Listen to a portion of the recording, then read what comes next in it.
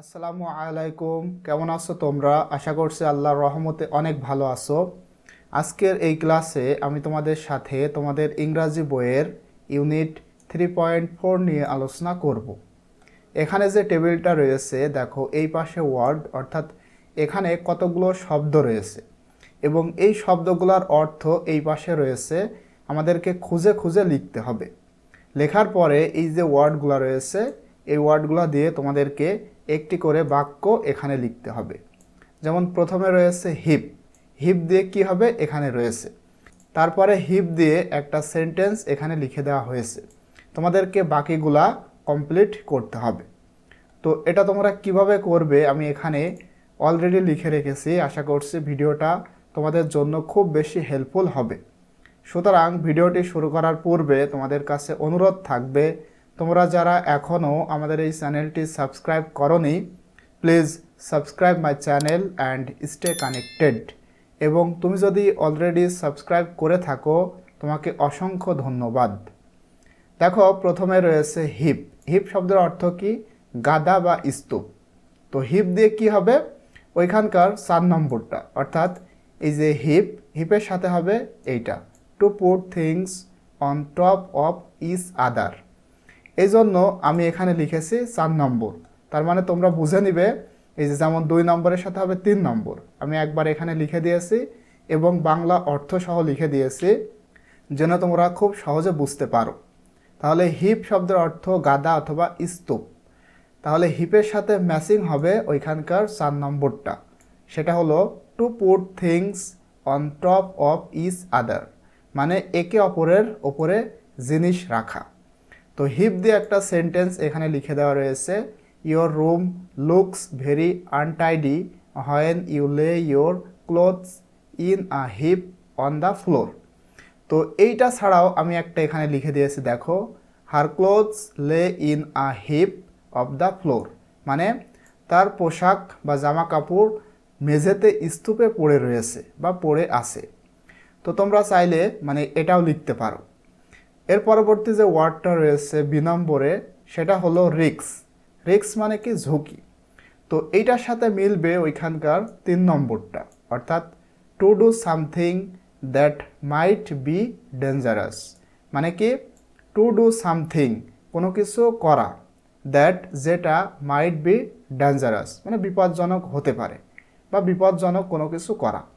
তো আমরা রিক্স দিয়ে যে সেন্টেন্সটা লিখেছি দেখো, হি টুক আ রিক্স when he crossed the old bridge, মানে কি? ওল্ড ব্রিজ মানে পুরনো ব্রিজ বা সেতু। পুরনো সেতু পার হওয়ার সময় সে রিক্স নিয়েছিল, মানে ঝুঁকি নিয়েছিল। পরবর্তী যে ওয়ার্ডটা রয়েছে দেখো, পিস অ্যান্ড টস, এটা এক প্রকার খেলা। তো এইটার সাথে মিলবে ওইখানকার 9 নম্বরটা। 9 নম্বরটা কি? A game in which the player who pieces a coin nearest to a mark has the first chance to toss all the coins, winning those that land heads up. তুমি বলতে পারো যে তোমরা যখন ক্রিকেট খেলো, কারা ব্যাটিং করবে কিংবা কারা বোলিং করবে এটা জানার জন্য তুমি যেমন মানে টস করো, তেমন একটা খেলা। তো এইটা দিয়ে মানে এই যে পিস অ্যান্ড টস, এটা দিয়ে সেন্টেন্স লিখেছি, we played piece and toss game, মানে আমরা পিস অ্যান্ড টস খেলা খেলতাম বা খেলেছিলাম। এভাবে তুমি লিখতে পারো।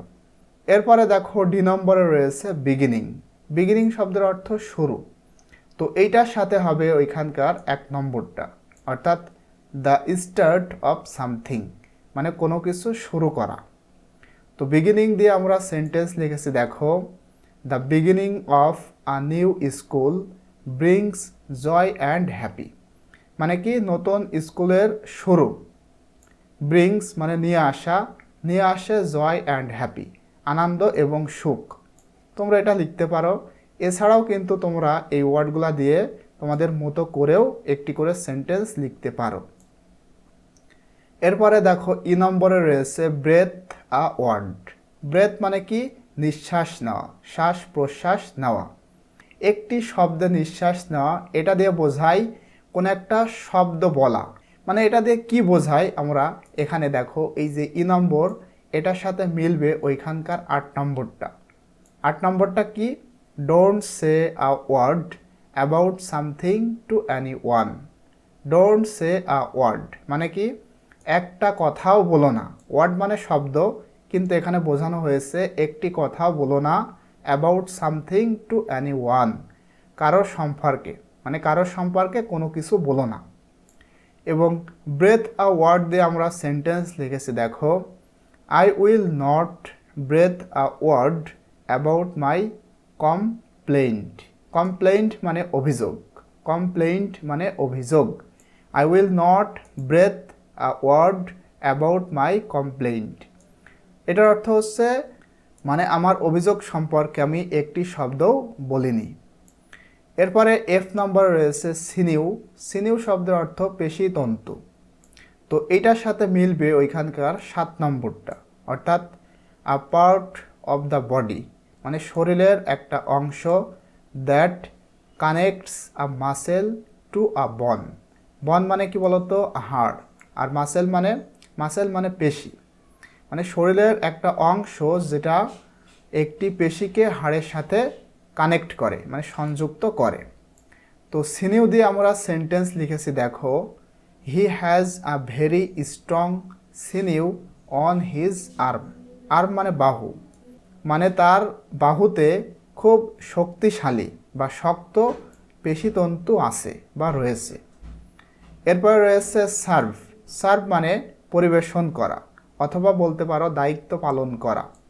তো এই যে জি নম্বরে রয়েছে সার্ভ, এটার সাথে মিলবে ওইখানকার 5 নম্বরটা, অর্থাৎ পারফর্ম ডিউটিস মানে কি? দায়িত্ব পালন করা। তো সার্ভ দিয়ে আমরা সেন্টেন্স লিখেছি, দেখো, দ্য ওয়েটার। ওয়েটার কি আশা করছি তোমরা জানো। The waiter served our meals quickly, মানে ওয়েটার দ্রুত, কুইকলি মানে দ্রুত, আর মিলস মানে খাবার, দ্রুত আমাদের খাবার পরিবেশন করেছিল। এরপরে 8 নম্বর রয়েছে এক্সেপ্ট। এক্সেপ্ট মানে ছাড়া বা ব্যতীত। তো এটার সাথে মিলবে ওইখানকার 2 নম্বরটা, নট ইনক্লুডিং মানে অন্তর্ভুক্ত নয়, যুক্ত নয়।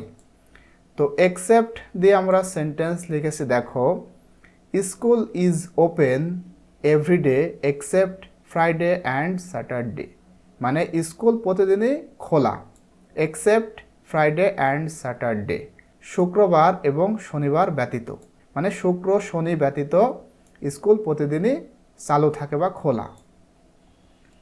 এরপরে রয়েছে, দেখো, ফাইনালি আই নম্বরে উইল। উইল মানে ইচ্ছা বা ইচ্ছা শক্তি। আবার উইল তুমি মানে বিভার হিসেবেও ব্যবহার করতে পারো। তো এই যে উইল, এইটার সাথে মিলবে ওইখানকার 6 নম্বরটা, অর্থাৎ two want to do something মানে কি? মানে কোনো কিছু করতে চাওয়া। তো উইল দিয়ে আমরা সেন্টেন্স লিখেছি, দেখো, এখানে আমি 2টা সেন্টেন্স লিখেছি, তোমাদের যেটা ভালো লাগবে তোমরা সেটাই লিখবে।